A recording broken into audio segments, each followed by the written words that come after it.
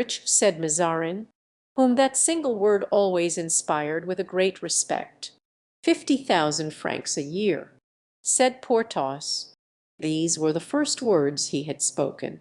From pure zeal, resumed Mazarin, with his artful smile, from pure zeal and devotion, then, my lord has, perhaps, no faith in those words, said D'Artagnan. Have you, Monsieur le Gascon? Asked Mazarin, supporting his elbows on his desk and his chin on his hands. I, replied the Gascon, I believe in devotion as a word at one's baptism, for instance, which naturally comes before one's proper name. Every one is naturally more or less devout, certainly, but there should be at the end of one's devotion something to gain. And your friend, for instance, what does he expect to have at the end of his devotion? Well, my lord, my friend has 3 magnificent estates, that of Valin, at Corbeil that of Brachou, in the Soissonnais, and that of Pierrefonds, in the Valois. Now, my lord, he would like to have one of his 3 estates erected into a barony. Only that, said Mazarin, his eyes twinkling with joy on seeing that he could pay for Porthos's devotion without opening his purse, only that can be managed. I shall be baron, explained Porthos, stepping forward. I told you so, said D'Artagnan, checking him with his hand, and now his eminence confirms it. And you, Monsieur D'Artagnan, what do you want? My lord, said D'Artagnan, it is 20 years since Cardinal de Richelieu made me lieutenant. Yes, and you would be gratified if Cardinal Mazarin should make you captain. D'Artagnan bowed. Well, that is not impossible. We will see, gentlemen, we will see.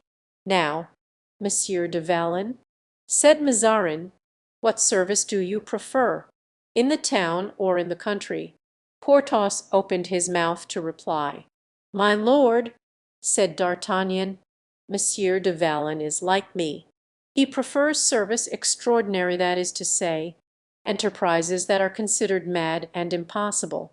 That boastfulness was not displeasing to Mazarin. He fell into meditation. And yet, he said, I must admit that I sent for you to appoint you to quiet service. I have certain apprehensions. Well, what is the meaning of that?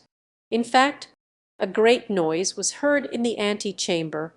At the same time the door of the study was burst open, and a man, covered with dust, rushed into it, exclaiming, My lord the cardinal, my lord the cardinal.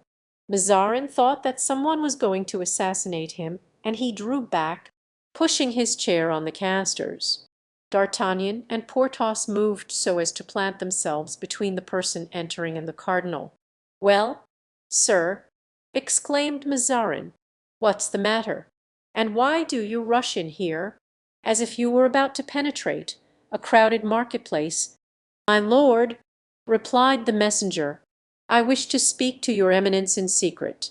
I am Monsieur Dupoins, an officer in the guards, on duty at the donjon of Vincennes. Mazarin, perceiving by the paleness and agitation of the messenger that he had something of importance to say, made a sign that D'Artagnan and Porthos should give place. D'Artagnan and Porthos withdrew to a corner of the cabinet. Speak, monsieur, speak at once, said Mazarin. What is the matter? The matter is, my lord, that the Duc de Beaufort has contrived to escape from the chateau of Vincennes. Mazarin uttered a cry and became paler than the man who had brought the news. He fell back, almost fainting, in his chair. Escaped, Monsieur de Beaufort, escape. My lord, I saw him run off from the top of the terrace, and you did not fire on him.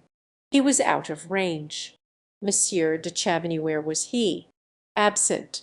And La Ramee was found locked up in the prisoner's room, a gag in his mouth and a poniard near him, but the man who was under him was an accomplice of the duke's, and escaped along with him. Mazarin groaned. My lord, said D'Artagnan, advancing toward the cardinal, It seems to me that your Eminence is losing precious time. It may still be possible to overtake the prisoner. France is large, the nearest frontier is 60 leagues distant." "And who is to pursue him?" cried Mazarin. "I, pardieu! And you would arrest him?" "Why not? You would arrest the Duc de Beaufort, armed, in the field. If your Eminence should order me to arrest the devil, I would seize him by the horns and would bring him in." "So would I," said Porthos. "So would you," said Mazarin, looking with astonishment at those two men.